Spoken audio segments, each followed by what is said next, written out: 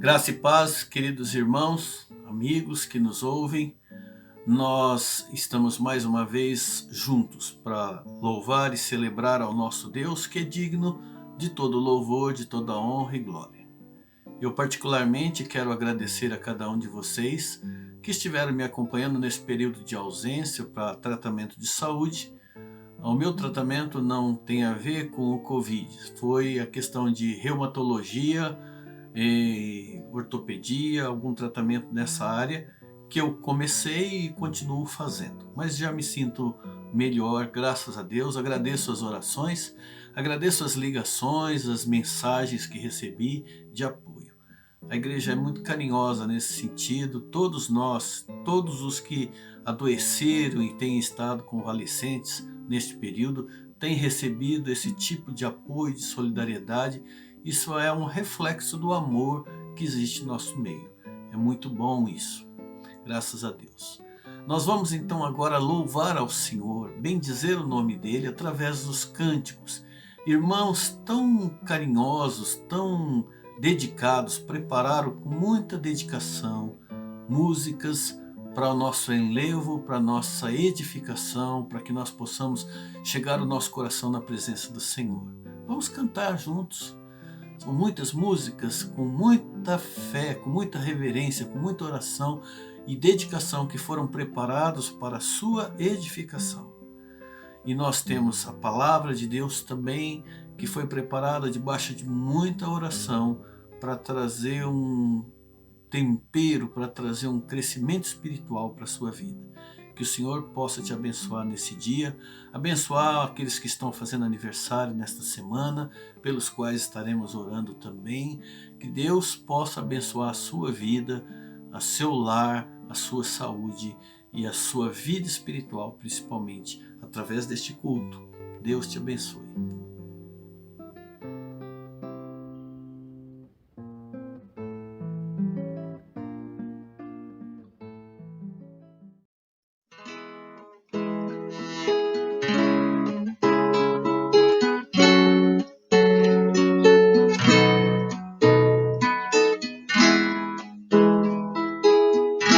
Conheci o mundo mal e com ele seus ardis. Me arrastei no lamaçal, tudo isso porque eu quis saber mais que qualquer um, construir algum amor onde a paz pudesse ser a verdade pra eu ver. Mas Jesus Cristo veio e me achou assim tão sujo, e numa cruz por mim derramou sangue tão puro. Foi assim que me salvou.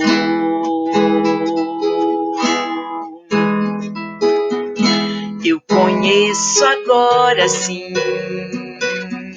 a clareza de Jesus. Foi das trevas que eu vim, encontrei-me com a luz. Hoje quero sim saber do meu Mestre Salvador. Quero dar-lhe meu louvor, eu só nele posso crer. Mas Jesus Cristo veio e me achou assim tão sujo, e numa cruz por mim derramou sangue tão puro. Foi assim que me salvou. Foi assim que me salvou.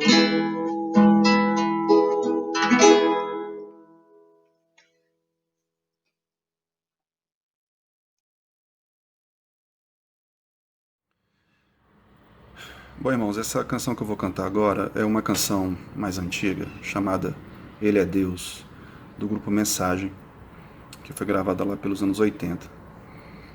E eu me lembrei dessa música porque quando saiu esse disco, era uma época que o Ricardo José e nós estávamos aprendendo a tocar violão juntos. E o Ricardo, quando saiu esse disco, ele gostou muito dessa canção. E ele insistiu que eu e ele ensaiássemos para apresentar na igreja. Eram duas vozes, então nós fizemos no original eram duas vozes, então nós fizemos basicamente o mesmo arranjo e apresentamos na igreja.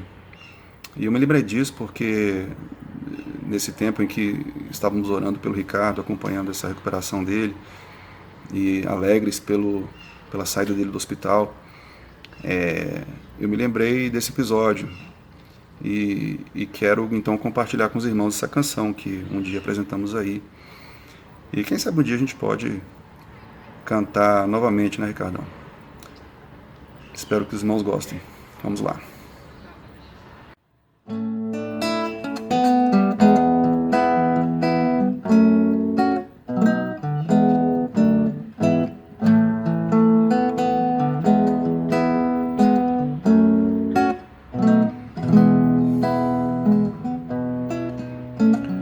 Ele é o Deus que fez a terra, todos os céus e mares, sol e entardecer.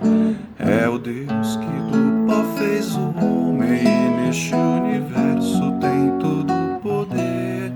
Eu sei que dele é a força que abre os mares, que estremece os montes, que detém o sol, incendeia, faz ruir muralhas e dá força aos fracos e os faz andar.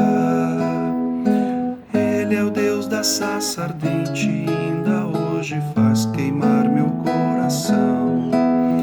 Sim, por toda eternidade Ele é Senhor, é soberano. Por mais voltas dê o mundo, onde quer que esteja, quero me lembrar que esse Deus, o Criador de tudo, é quem me dirige e me faz cantar.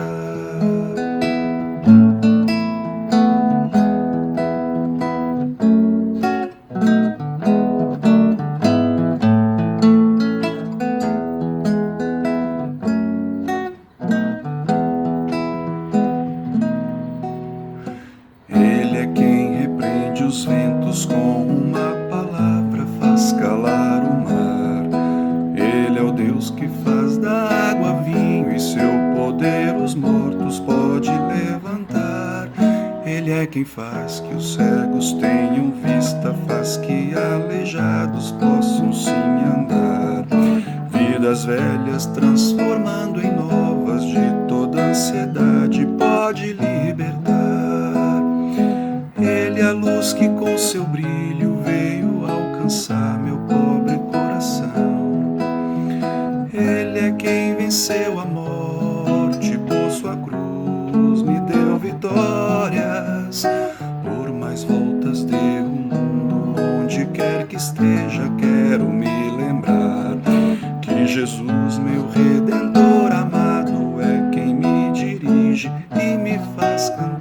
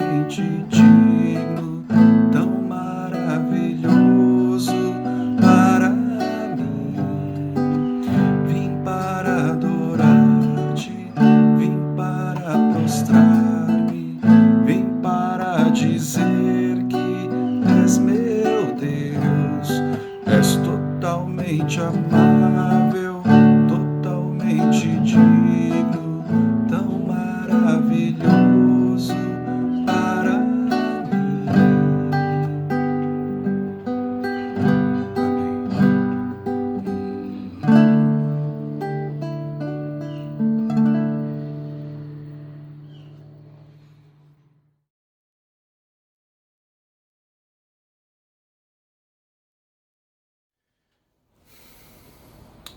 Em Mateus capítulo 13, nós vemos ali uma sequência de parábolas que Jesus apresenta ali para os ouvintes, seus discípulos ali.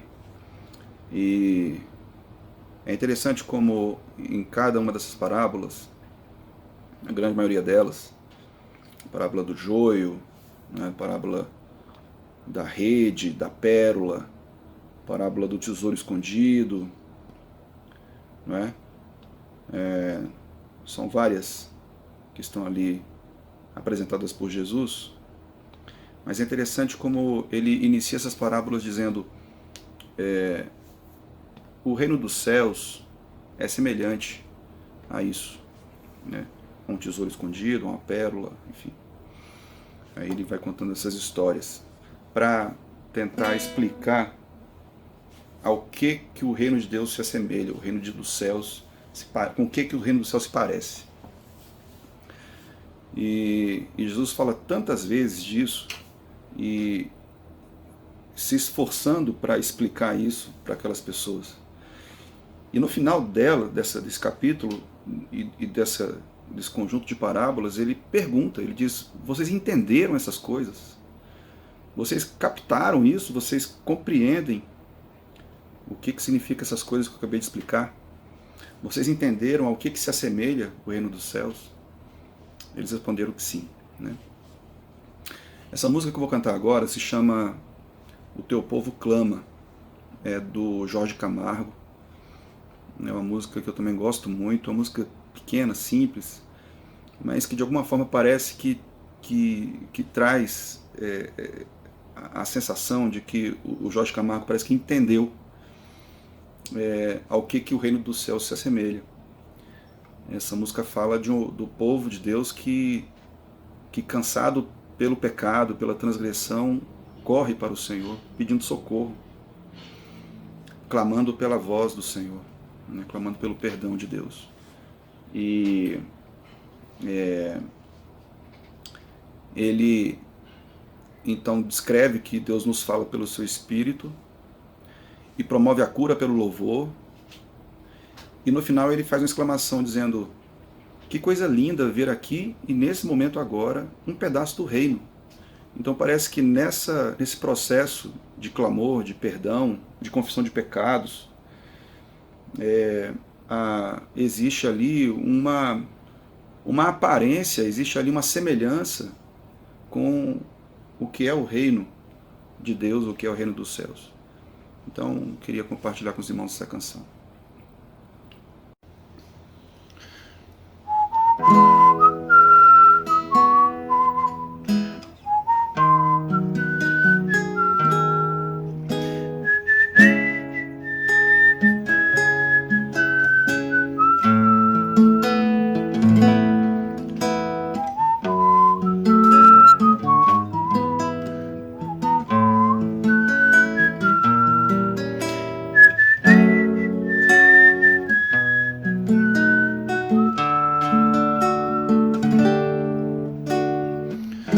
Teu povo clama pelo teu amor, cansado pela transgressão, pedindo socorro, vem aqui e agora, suplicando pela tua voz. Nos fala através do teu Espírito, promove a cura pelo teu louvor. Que coisa tão linda ver aqui e agora um pedaço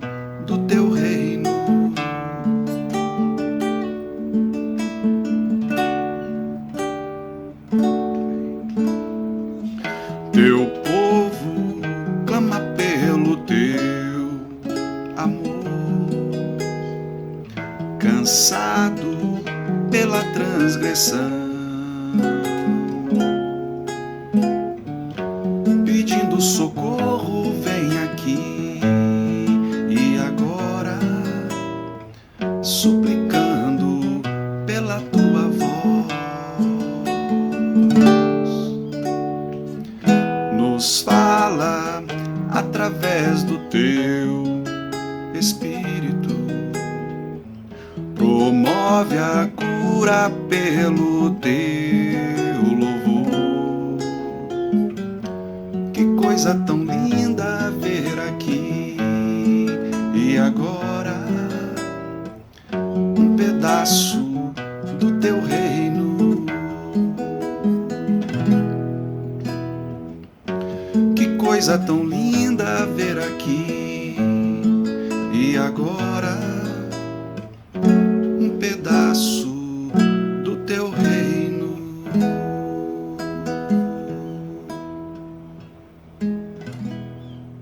Amém.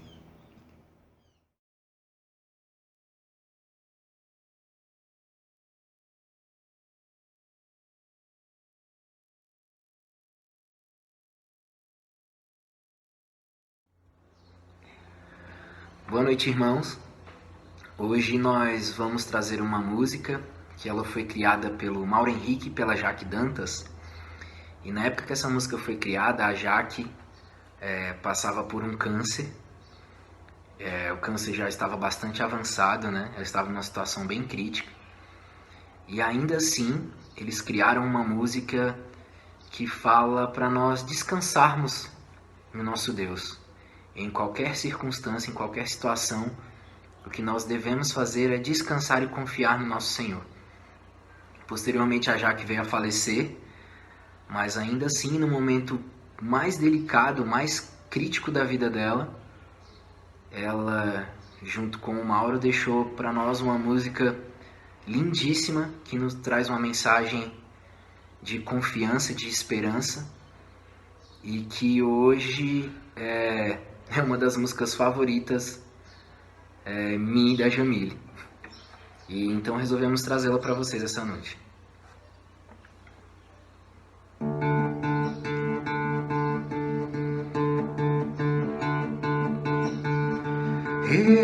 Estou quase a desfalecer,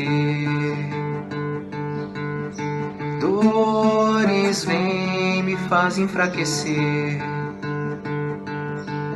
mas posso te encontrar em meu espírito. Estar imerso em tua paz, continua assim a caminhar.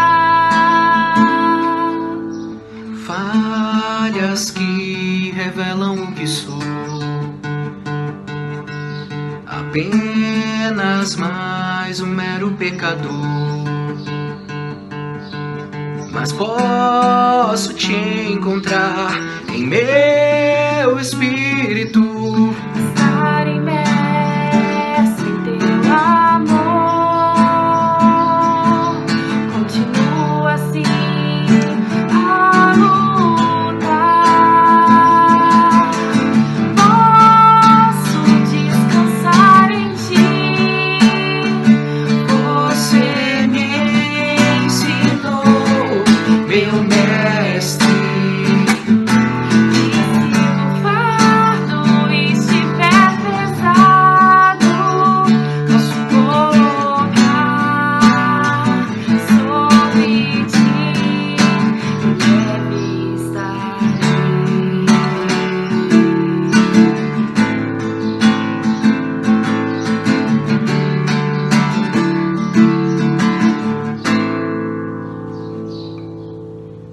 Abro mão de tudo o que sou,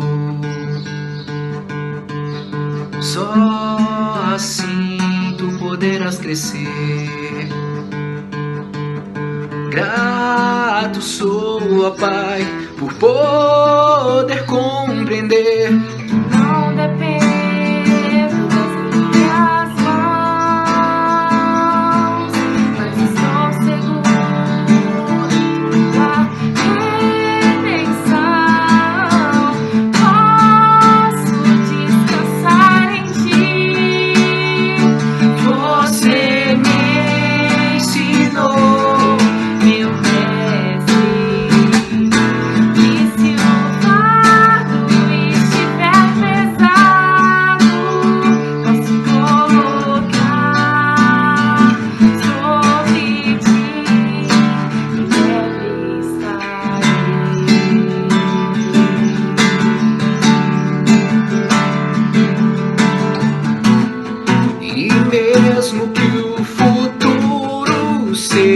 lugar, incerto ao meu entender.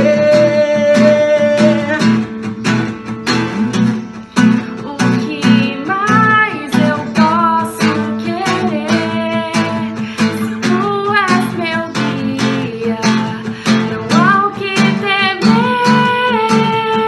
Posso descansar em ti. Você me ensinou, meu mestre, que se o fardo estiver pesado, posso colocar sobre ti, colocar sobre ti, leve estarei.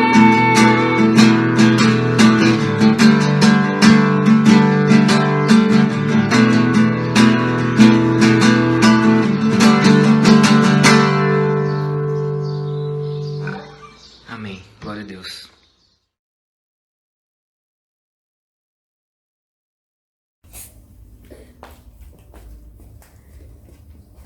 Olá, irmãos, vamos louvar o nosso Deus, entoar louvores ao nosso Salvador, porque temos muitos motivos para isso, porque Ele tem se mostrado maravilhoso, um Deus bondoso e fiel. Salmo 89, a partir do versículo 1, diz assim: Cantarei para sempre o amor do Senhor.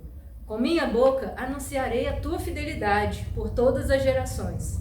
Sei que firme está o teu amor para sempre, e que firmaste nos céus a tua fidelidade. Versículo 5. Os céus louvam as tuas maravilhas, Senhor, e a tua fidelidade na Assembleia dos Santos. Pois quem nos céus poderá comparar-se ao Senhor? Quem entre os seres celestiais assemelha-se ao Senhor? Na Assembleia dos Santos, Deus é temível, mais do que todos os que o rodeiam. Ó Senhor, Deus dos exércitos, quem é semelhante a ti? És poderoso, Senhor, envolto em tua fidelidade. Tu dominas o revolto mar, quando se agitam as suas ondas, tu as acalmas. Versículo 11. Os céus são teus e tua também é a terra. Fundaste o mundo e tudo que nele existe. 15. Como é feliz o povo que aprendeu a aclamar-te, Senhor, e que anda na luz da tua presença. Sem cessar, exultam no teu nome e alegram-se na tua retidão, pois tu és a nossa glória, a nossa força, e pelo teu favor exaltas a nossa força. Sim, Senhor, tu és o nosso escudo, ó Santo de Israel, tu és o nosso rei. Amém. Vamos ler até aqui e louvar esse Deus que tem se mostrado fiel. Hoje nós queremos convidar você, meu irmão, a louvar esse Deus que é maravilhosamente fiel. Vamos viver crentes firmes na promessa do Senhor. Amém? Vamos louvar e cantar o amor do nosso Deus.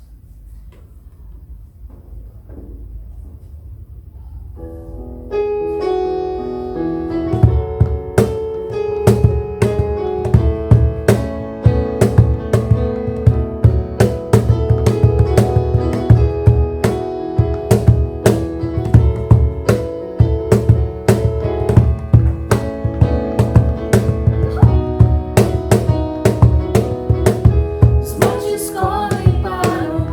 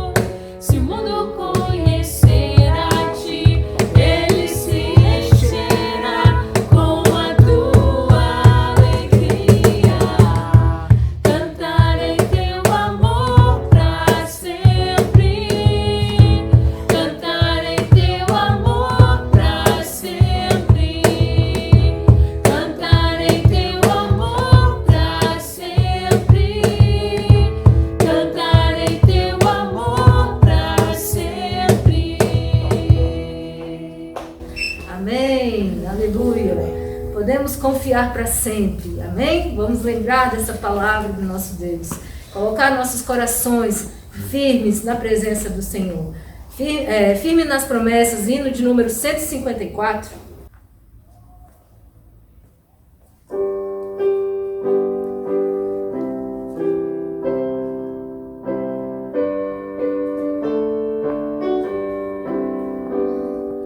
Firme nas promessas do meu Salvador, cantarei louvores ao meu Criador. Fico pelos séculos do seu amor, firme nas promessas de Jesus. Firme, firme, firme nas promessas de Jesus, meu Mestre. Firme, firme, se firme nas promessas de Jesus. Firme nas promessas, não irei falhar, vindo a tempestades a me consternar. Pelo verbo eterno eu hei de trabalhar, firme nas promessas de Jesus. Firme, firme, firme nas promessas de Jesus, meu Mestre. Firme, firme, se firme nas promessas de Jesus. Firme nas promessas, sempre vejo assim, purificação do sangue para mim. Plena liberdade gozarei sem fim, firme nas promessas de Jesus. Firme, firme, firme nas promessas de Jesus, meu Mestre. Firme, firme, se firme nas promessas de Jesus. Firme nas promessas do Senhor Jesus, em amor ligado com a sua cruz. Cada dia mais alegro-me na luz, firme nas promessas de Jesus. Firme, firme, firme nas promessas de Jesus, meu Mestre. Firme, firme, se firme nas promessas de Jesus. Amém. Louvado seja o nosso Senhor, que Ele é a nossa rocha. Amém? Nosso refúgio.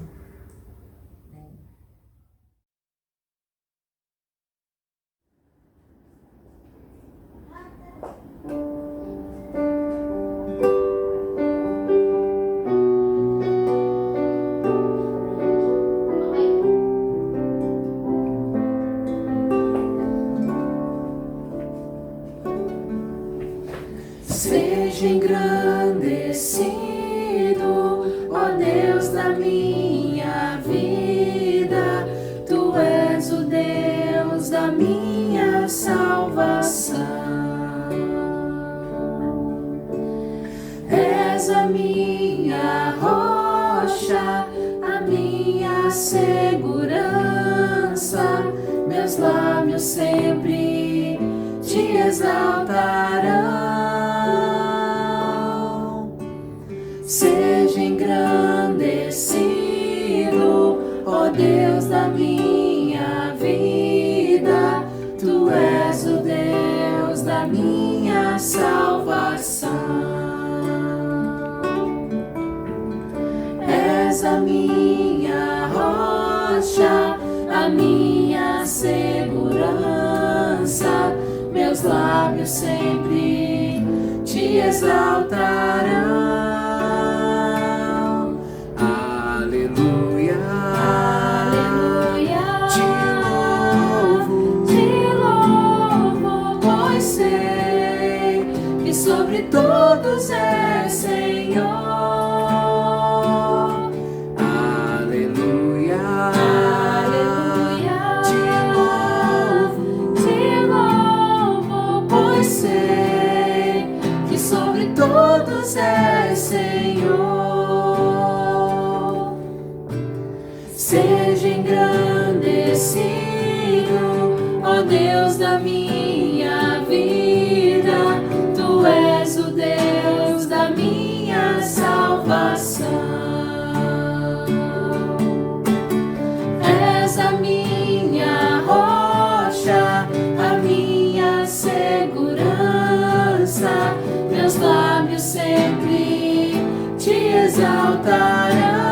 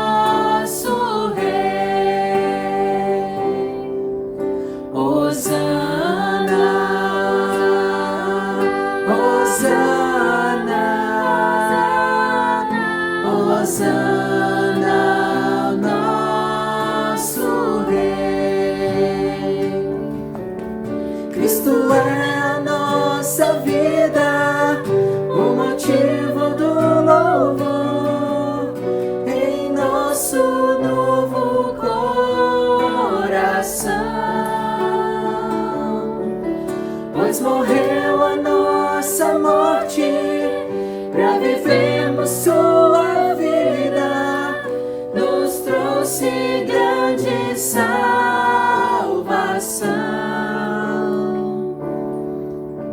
Hosana, Hosana, Hosana, Hosana ao nosso Rei. Hosana, Hosana, Hosana ao nosso Rei.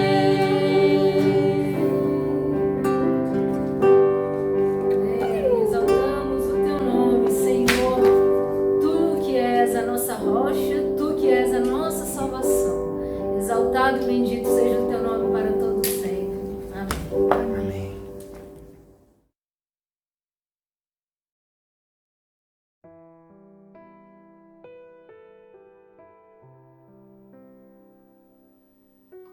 Meus irmãos, como é bom esse momento de louvor, esse tempo de adoração, esse tempo de reflexão, esse tempo em que nós podemos contar com os talentosos irmãos da nossa igreja que nos elevam até a presença do Senhor com cânticos de louvor, de adoração. E agora que a nossa alma se elevou até a presença santa do Senhor, vamos deixar que o Senhor fale aos nossos corações. Nós nos achegamos diante do trono do Senhor, nos ajoelhamos, nos prostramos e agora abrimos a nossa mente, abrimos nosso coração e pedimos ao Senhor que tenha liberdade através do seu Espírito para falar aos nossos corações. Eu proponho aos irmãos agora um texto para nossa reflexão, para o nosso enriquecimento, para a nossa meditação e crescimento espiritual. O texto está no livro de Jeremias, capítulo 39. Quero ler aqui com os irmãos. Jeremias capítulo 39, versículo 1 até o versículo 12. Eu vou ler na Nova Tradução na linguagem de hoje. Foi assim que Jerusalém foi tomada.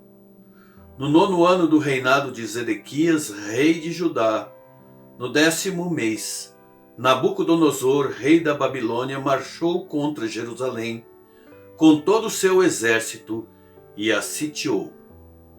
No 9º dia do 4º mês, no 11º ano do reinado de Zedequias, abriu-se uma brecha no muro da cidade. Então a cidade foi tomada. Então todos os oficiais do rei da Babilônia vieram e assentaram-se junto à porta do meio. Nergal-Sarezer de Sangar, Nebo-Sazequim, um dos chefes dos oficiais, Nergal-Sarezer, um alto oficial, e todos os oficiais do rei da Babilônia.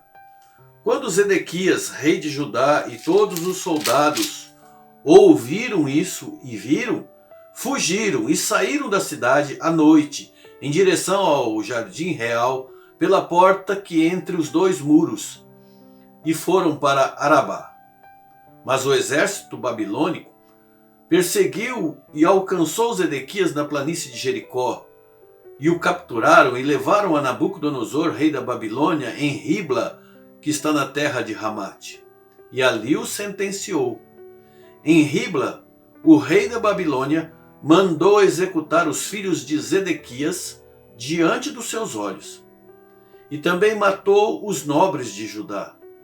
Mandou furar os olhos do rei Zedequias e prendê-lo com correntes de bronze e levá-lo para a Babilônia.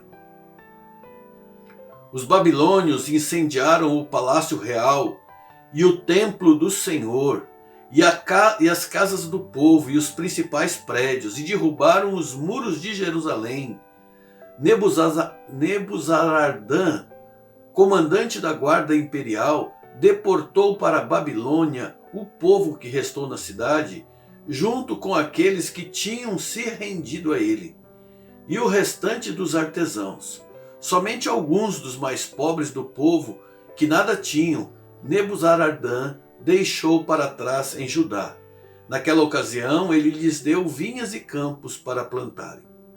Mas Nabucodonosor, rei da Babilônia, deu ordens a respeito do profeta Jeremias a Nebuzaradan, dizendo: vá buscá-lo e cuide bem dele. Não o maltrate, mas faça tudo o que ele pedir. Vamos orar? Diante da tua palavra, Pai, nós pedimos a tua bênção. A palavra é histórica e é real, mas ela é muito antiga. Fala de um contexto que aconteceu há tanto tempo atrás. Mas nós sabemos que tudo que foi registrado com o propósito de nos ensinar.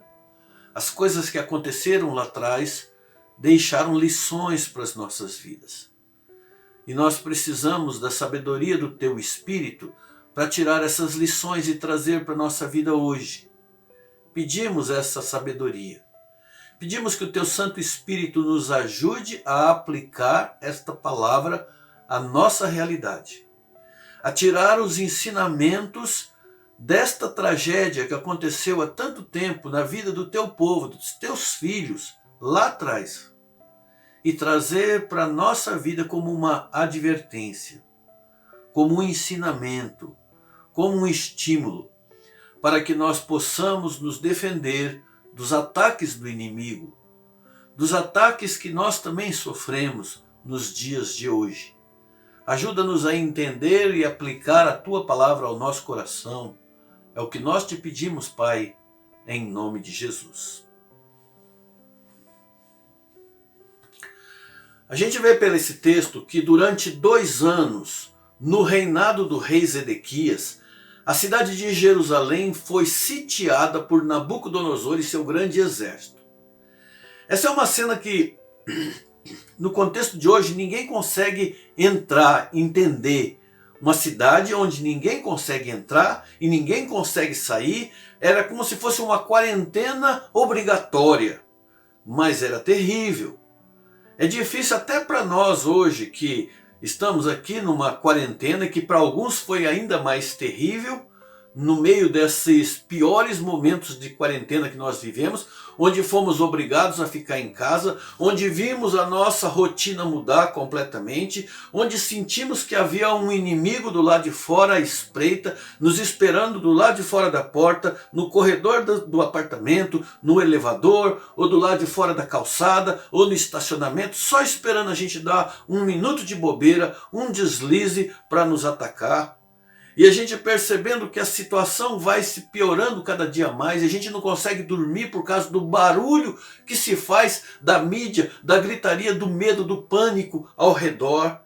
E a comida ficando mais cara, e a comida ficando mais rara na mesa de muita gente.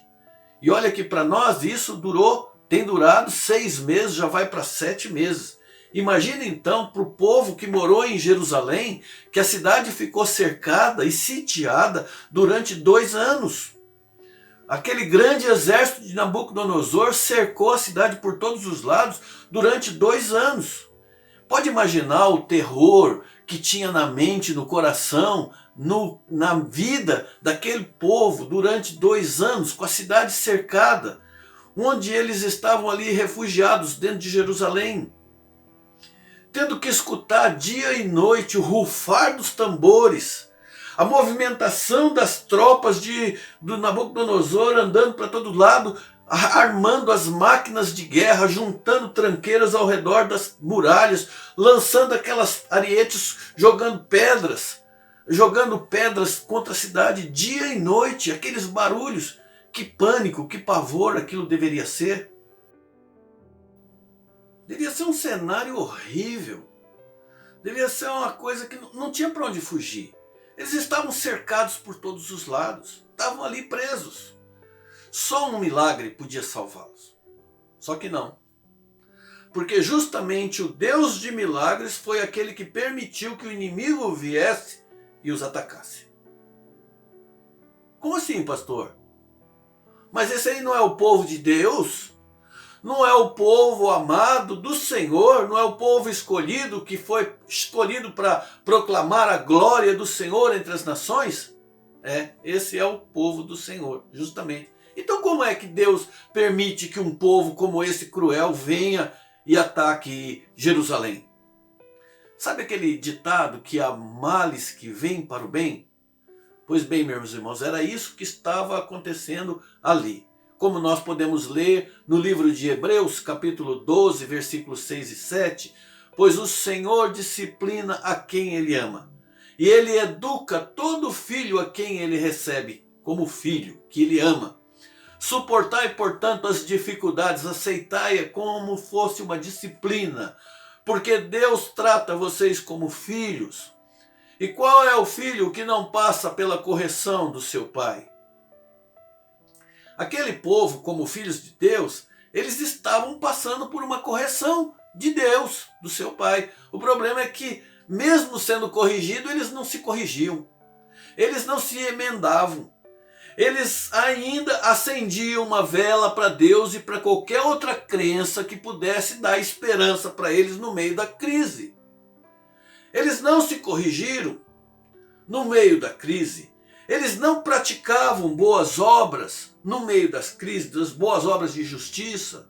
Eles não demonstravam amor e misericórdia pelo próximo no meio da crise.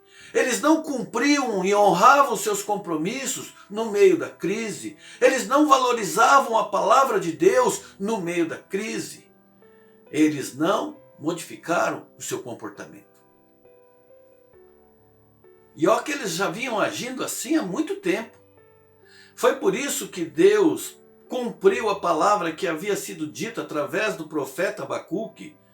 Lá Abacuque fala no capítulo 1, versículo 1 a 7, o Senhor diz ao povo, olhem as nações ao redor de vocês e fiquem admirados e assustados, porque eu vou fazer uma coisa que vocês não acreditariam, mesmo que alguém contasse. Eu estou atiçando os babilônios contra vocês. Aquele povo cruel e violento, sempre pronto a marchar pelo mundo inteiro a fim de conquistar a terra dos outros. Eu estou atiçando os babilônios contra vocês. Agora imagine a situação das pessoas que estavam dentro dos muros da cidade.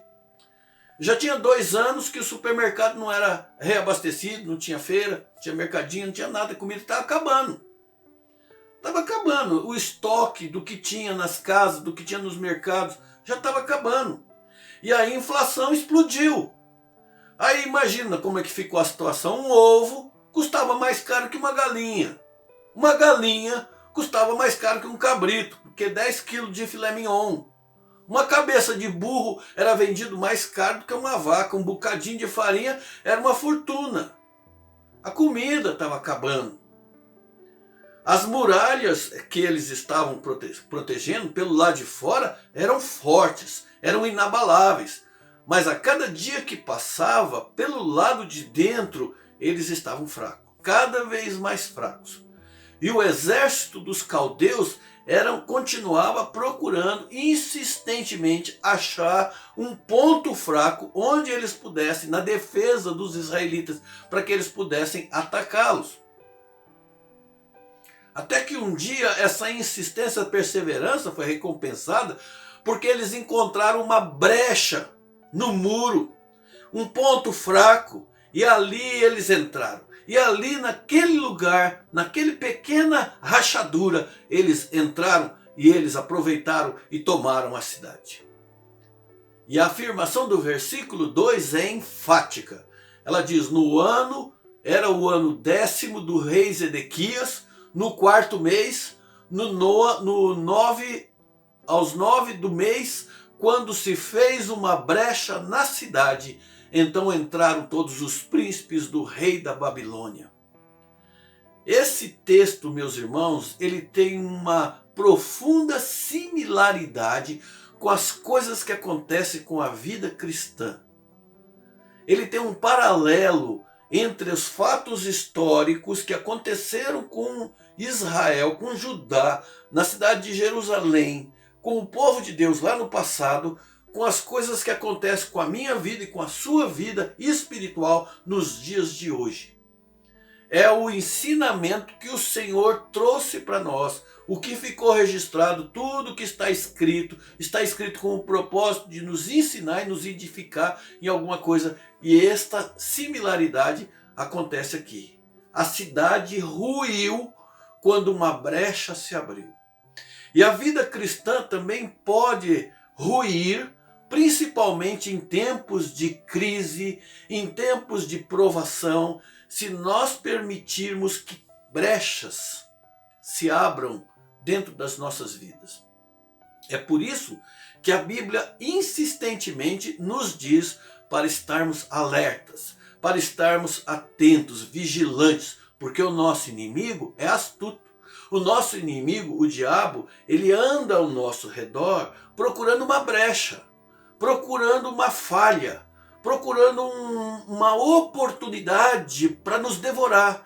Ele anda como um leão rugindo, procurando uma brecha, uma maneira de nos atacar e nos devorar e destruir a nossa comunhão, a nossa segurança. Nós estamos seguros enquanto nós estamos com comunhão plena com o Senhor. Porque o Espírito Santo, aquele que está em nós, é maior do que o que está no mundo, ele nos protege. Mas quando a gente abre uma brecha, a história muda. Nós estamos protegidos. Jerusalém se sentia protegida porque a muralha deles, por fora, era indestrutível. Mas eles se esqueceram de olhar por dentro. Eles se esqueceram de procurar a resistência por dentro. Deixaram de cuidar dos seus pontos fracos. Eles deixaram de vigiar pelo lado de dentro, aonde precisava de um fortalecimento. E assim eles deram a oportunidade que o inimigo tanto esperava para poder atacá-los. Eles abriram a brecha que o inimigo precisava. Bastou que eles encontrassem uma pequena brecha para fazer uma grande ruína na cidade. E isso então nos leva a uma pergunta que é muito importante para nós, não apenas para analisar a história, mas para nós. Como é que as brechas acontecem na nossa vida espiritual?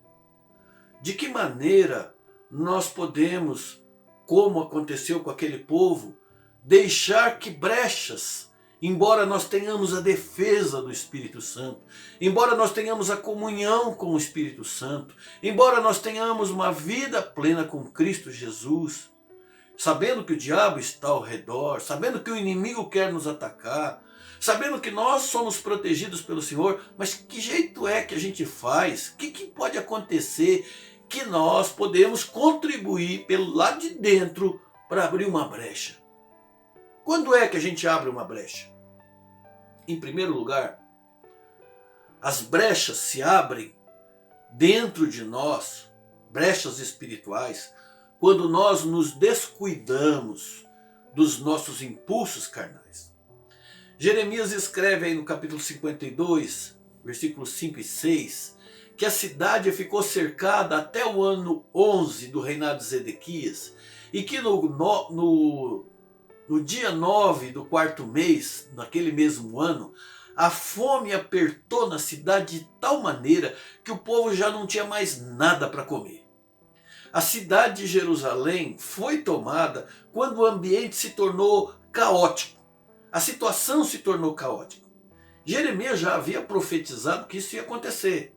Muitos anos antes, quando ele estava falando para o povo se arrepender, se emendar, abandonar os seus pecados, e senão haveria punição, ele tinha profetizado que caso o povo não se arrependesse, quando os babilônios viessem, haveria uma fome tão grande que o povo ia cometer loucuras. E aí ele escreve: os inimigos cercarão a cidade e procurarão matar os seus moradores. E o cerco será tão terrível que a gente que vive em Jerusalém comerá a carne dos seus próprios filhos e filhas e devorará o seu próprio vizinho. Canibalismo. A carnalidade será tão desmedida que haverá canibalismo. E depois que essas coisas aconteceram, quando Jerusalém foi tomada e o povo foi levado para a Babilônia, Jeremias ficou, porque Nabucodonosor mandou ele ficar, ele escreve o livro de Lamentações, e lá ele escreve no capítulo 4, versículo 10, falando das coisas que aconteceram, ele diz: quando Jerusalém foi destruída, as mulheres que antes eram amorosas cozinharam os seus próprios filhos e os comeram. Pastor, que doidura é essa? Por que o senhor está falando isso pra gente? Uma coisa dessa não se passa na nossa cabeça. Você está achando que eu vou fazer uma coisa dessa? Não, não acho não. Não acredito numa coisa dessa. Mas eu acredito aquilo que eu já falei várias vezes aqui, que tudo que está escrito com o propósito de ensinar alguma coisa para a gente. E eu acredito que isso está escrito aqui com o propósito de mostrar que quando nós não controlamos os nossos impulsos carnais, seja ele quais forem, a carnalidade é capaz de abrir brechas dentro de nós para que aquilo que há de pior em termos de fracasso espiritual possa acontecer em nossas vidas. As brechas pequeninhas são capazes de fazer coisas que a gente nem imagina. A gente acaba cometendo loucuras. Porque uma coisa, gente, a gente tem que entender. Tem muita gente que fala assim, depois que peca, fala assim, eu pequei porque a sedução foi forte demais. Foi mais forte do que eu. Isso não é verdade. Não é. A sedução que vem do lado de fora, seja lá do que for, ela não é o nosso maior adversário. Não é o maior problema que nós temos. O maior problema que a gente tem é os desejos que estão do lado de dentro. É as escolhas que a gente faz. É aquilo que a gente quer.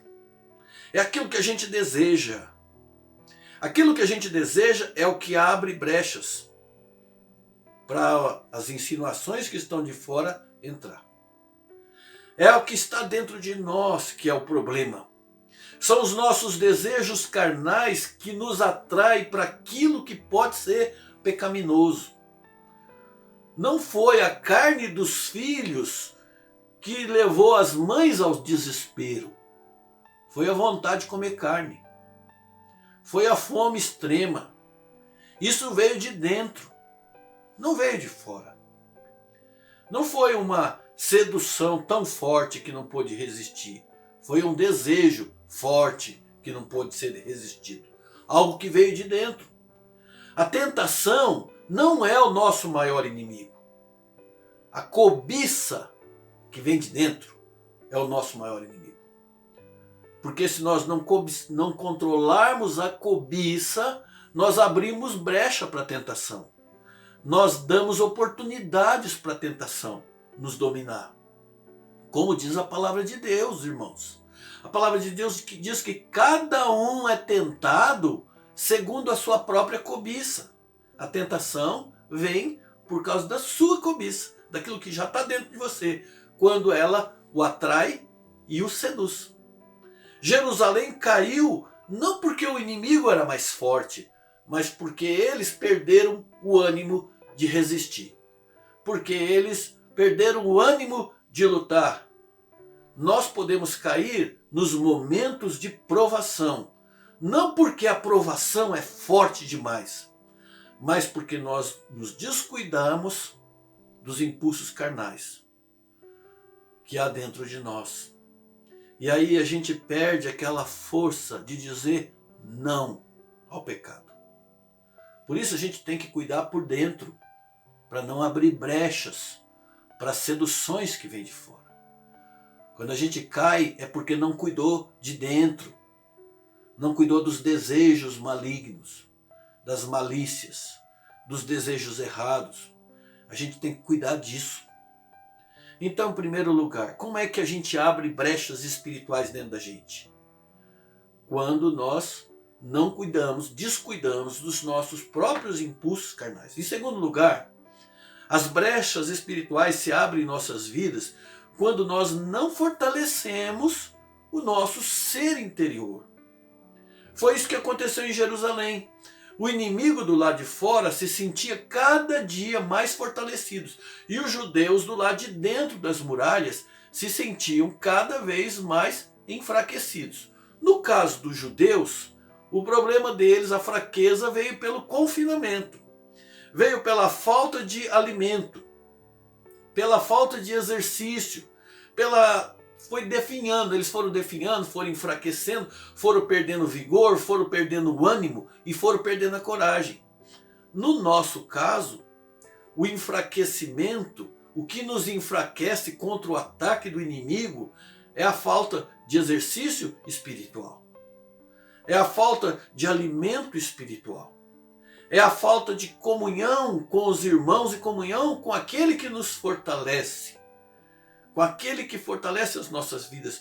Quando nós não fortalecemos o nosso interior, aos poucos, por dentro, a gente vai trincando, a gente vai rachando, a gente vai perdendo a resistência e abrindo brechas para que o inimigo possa nos atacar com mais facilidade. Precisamos cuidar de nós mesmos por dentro, da nossa alma, dos nossos sentimentos, dos nossos desejos, dos nossos pensamentos. Precisamos cuidar. Em terceiro lugar, as brechas se abrem dentro da nossa vida, na nossa espiritualidade, quando nós nos descuidamos dos nossos pontos fracos. Os caldeus usaram insistentemente as suas máquinas de guerra contra as muralhas da cidade, batendo nas muralhas, tentaram abalar a estrutura. Eles rodearam a cidade diariamente, procurando a vulnerabilidade, um ponto fraco, até que encontrassem um lugar onde os judeus se mostrassem mais vulneráveis. O nosso inimigo faz isso com a gente também. Ele não sabe o que está aqui dentro, porque ele não é onisciente. Ele não sabe o que eu estou pensando, ele não sabe o que eu estou sentindo, ele não sabe o que eu estou desejando. Mas tem uma coisa que ele sabe, porque ele é observador, não tem nada para fazer, além de ficar observando. E ele fica vendo o que eu estou vendo. Ele fica vendo o que eu estou lendo. Ele fica vendo o que eu estou fazendo. Inclusive o que eu estou fazendo quando ninguém está vendo. Ele vê essas coisas, anota, planeja. Então ele sabe aonde está o meu ponto fraco. Assim, não por dentro, mas pelas coisas que eu faço. Pelo tipo de comportamento que eu tenho. Ele começa a planejar os ataques de acordo com os meus pontos fracos. E não adianta, todo mundo, mas os mais fortes têm os seus pontos fracos. Áreas sensíveis nas quais nós não podemos nos descuidar. Todos nós temos o nosso calcanhar de Aquiles. Lembra daquela fábula, daquela mitologia grega em que o grande herói da Grécia, o conquistador de Troia, semideus, morreu com uma flechada no calcanhar, que era o seu ponto fraco. Mas se a gente for falar de um ponto verídico, de um fato histórico verídico, vamos lembrar de Sansão. O ponto fraco de Sansão não era o cabelo. O ponto fraco de Sansão era a sexualidade descontrolada. E essa sexualidade descontrolada fez com que um guerreiro invencível se tornasse uma presa fácil de amor peçonhento, que o envenenou e fez ele enfraquecer sem ele perceber, sem que ele percebesse. Seja lá qual for o seu ponto fraco, seu ponto sensível, qualquer que seja a sua vulnerabilidade, o inimigo vai descobrir. Porque ele não tem mais nada para fazer a não ser tentar descobrir, rodear como um leão, procurando uma brecha, um ponto fraco, para pesquisar as suas fraquezas, para então tentar dar o bote naquele ponto exato. Então, irmão, irmã, meu ouvinte, não se descuide. Não estou querendo pôr medo, pavor. Você está protegido. Se você tem Cristo Jesus, o diabo não lhe toca. Se você tiver comunhão com o Senhor, o diabo não lhe toca. Se você tiver comunhão com o Espírito Santo, o diabo não lhe toca. Mas não abra brechas. Não dê oportunidades. Fuja, resista. Não dê oportunidades, porque senão ele aproveita. Diz a palavra de Deus, portanto, submetam-se a Deus e resistam ao diabo, e ele fugirá de vós. Tiago, capítulo 4, versículo 7. Brechas espirituais se abrem em nossas vidas quando nós subestimamos o inimigo.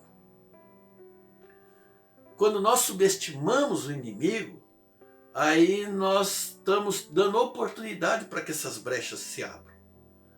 Nós achamos que está tudo bem, que nossa religiosidade é suficiente para nos blindar, às vezes uma religiosidade histórica, que veio de família, de final de semana, basta para nos imunizar, para nos vacinar contra os efeitos do pecado. E a gente acha que é forte, e acha que não vai afetar.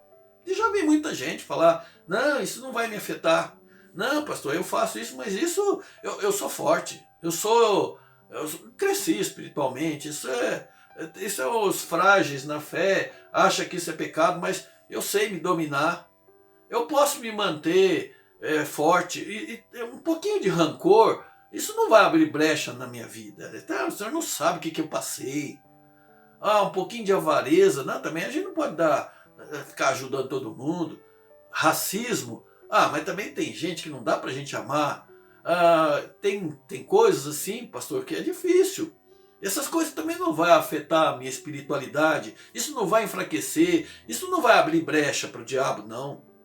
Eu sou forte, sou maduro na fé. Eu posso resistir qualquer tipo de... Posso até assistir qualquer tipo de conteúdo, de filme, de cinema, de filme na televisão. Isso não vai afetar a minha fé. Isso não vai afetar a minha alma. Isso não vai afetar a minha espiritualidade. Não vai abrir brecha para o inimigo. Não, eu posso... jogatina, nem carnaval, nem participar de fantasia de Halloween, nem bebida, nada disso vai me afetar. Porque eu sou forte. Eu sei, eu sou esperto, eu sei a hora de parar. E isso não vai abrir brechas. Eu posso navegar em qualquer página da internet, eu posso entrar em qualquer sala de bate-papo, isso não vai me afetar, não vou abrir brecha para o diabo, não. Eu sou maduro na fé, pastor, pode deixar. Eu posso ir em qualquer tipo de ambiente, eu posso andar com qualquer tipo de gente, eu posso fazer tudo que me der na mente, porque isso não vai me afetar. Eu não vou abrir brecha para o diabo. Só que esquece de um pequeno detalhe, uma advertênciazinha tão importante que está lá na Bíblia, né? Que diz: aquele que pensa estar em pé, veja que não caia. Ô pastor, você não está fazendo tempestade em copo d'água, não? O senhor está achando assim, fazendo um escarcéu à toa?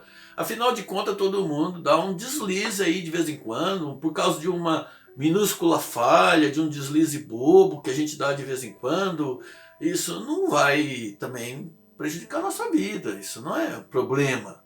Não estou dizendo que esse é o problema, eu também falho. Mas eu tenho que me lembrar o que aconteceu lá em Jerusalém. No mesmo dia, no mesmo instante, no mesmo segundo em que abriu uma brecha, o inimigo entrou, aproveitou a chance. Aquele deslize. A pandemia não é assim? A gente se cuida, põe álcool, põe máscara, põe e protege tudo e limpa tudo. Mas uma distração, né? Uma distração é o suficiente, a brecha que o vírus precisa para entrar e tomar conta de tudo, e dominar e fazer o estrago que ele precisa. Então bastou assim uma pequena fenda e o inimigo passou a se apossar da cidade. Sabe por quê, irmãos? Porque as fendas nos deixam desprotegidos. Quando deixamos brechas na nossa moral, na nossa reputação, na nossa consciência, nossos sentimentos e desejos, nós estamos nos tornando frágeis, vulneráveis aos ataques do inimigo. Nos tornamos desprotegidos. Veja o exemplo de Davi. Davi não foi um herói de guerra. Ele foi um homem amado pelo povo, temido pelos adversários, compositor de belos hinos, escritor de salmos maravilhosos, um homem segundo o coração de Deus. Mas bastou abrir uma pequena brecha num olhar indiscreto para que o diabo usasse isso e o atraísse para que ele instigá-lo para que ele se envolvesse com a mulher de outra pessoa, mulher de outro homem.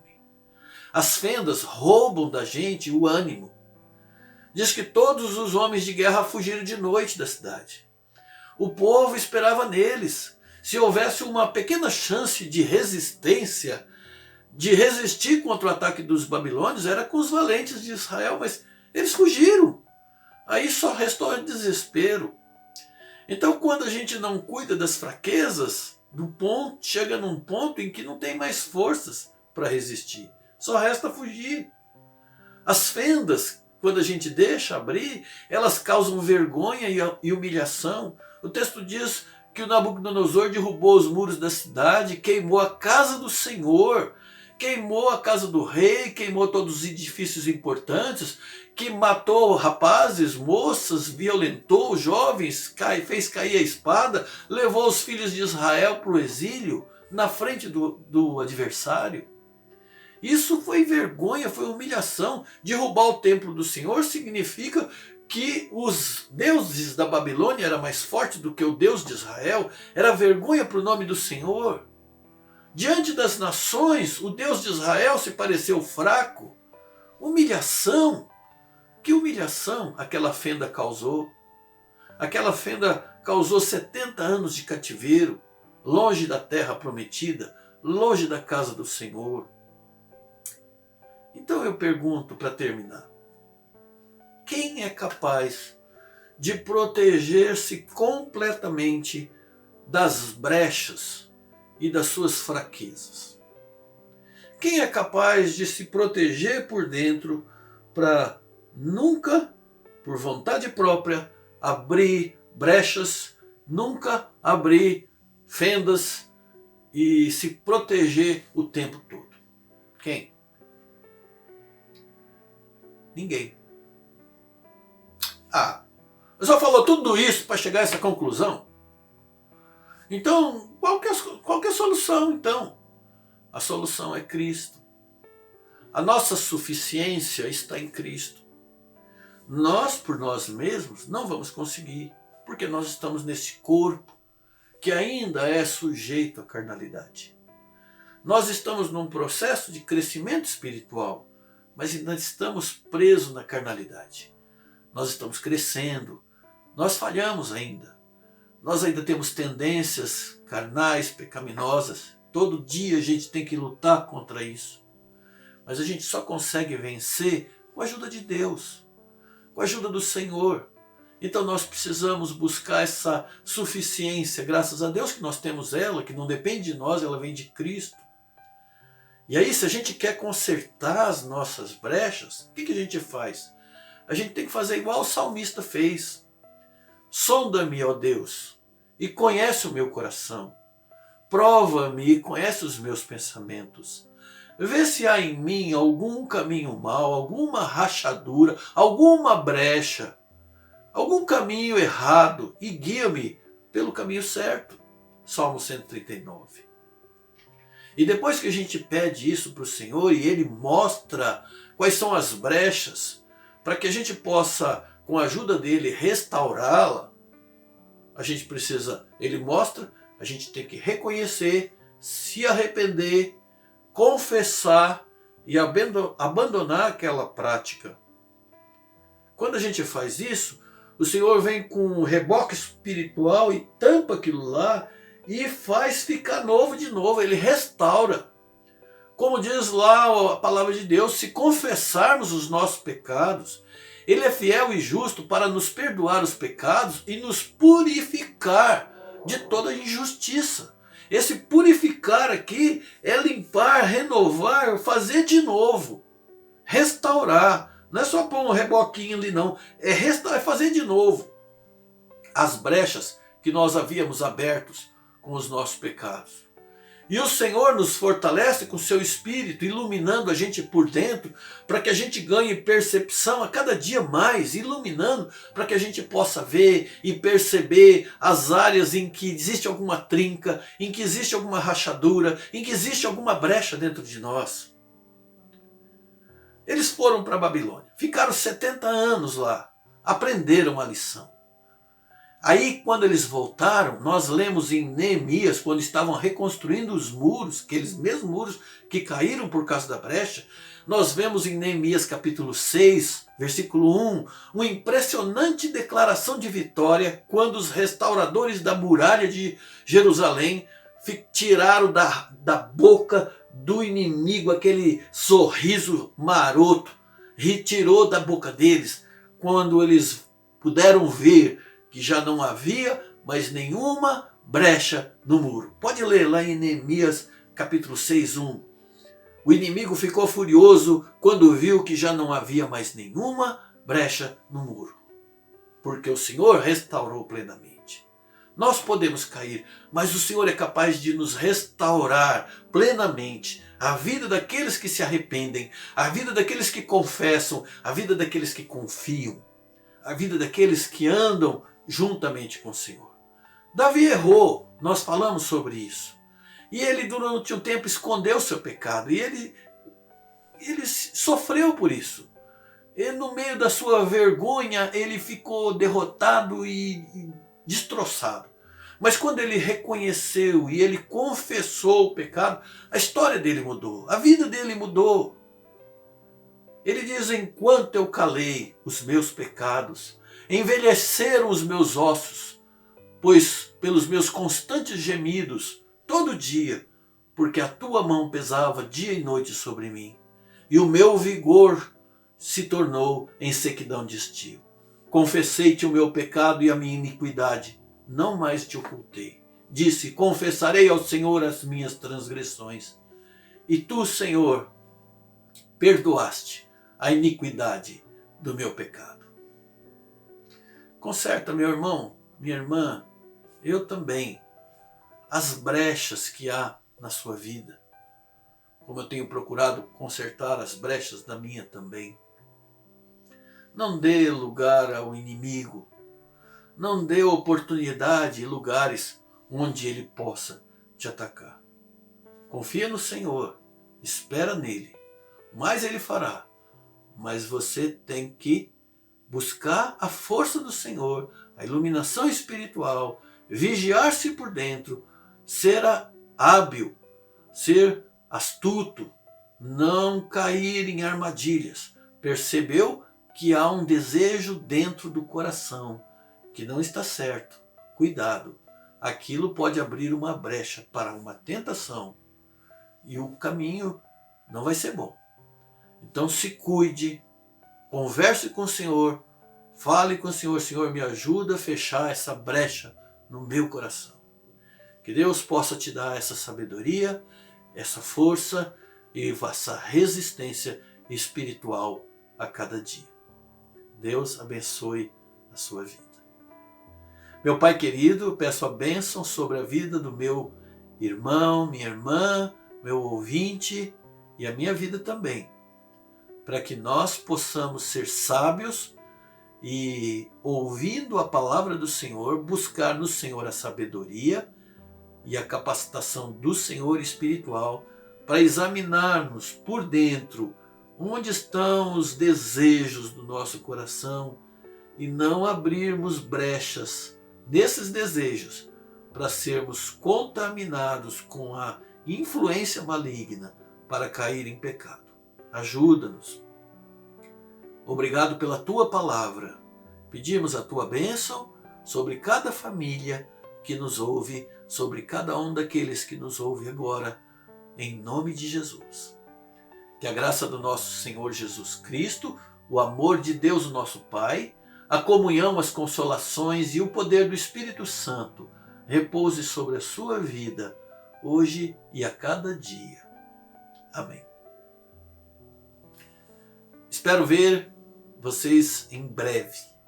De verdade, eu tenho muita esperança de que dias melhores estão por vir.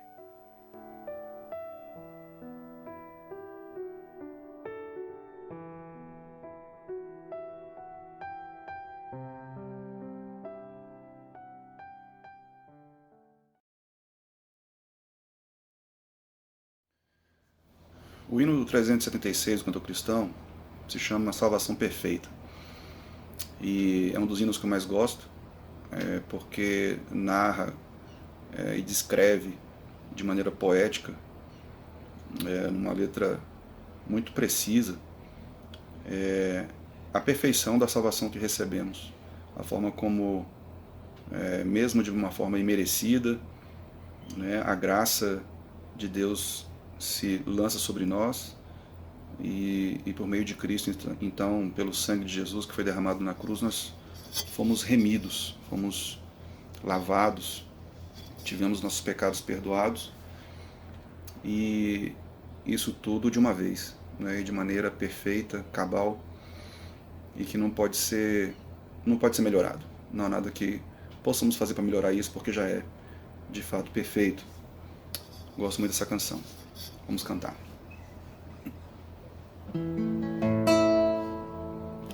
Livres do medo temos ficado, Cristo morreu levando o pecado, eis o resgate, o pacto se fez, fomos remidos de uma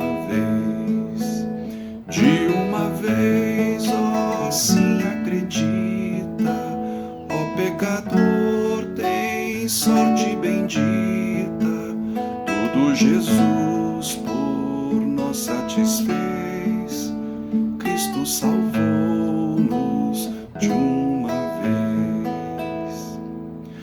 Ao malfeitor que a pena merece, vida e perdão Jesus oferece, clama por graça com avidez, Cristo te acolhe de uma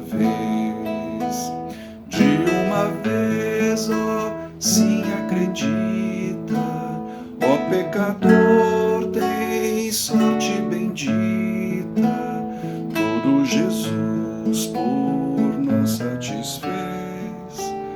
Cristo salvou-nos de uma vez.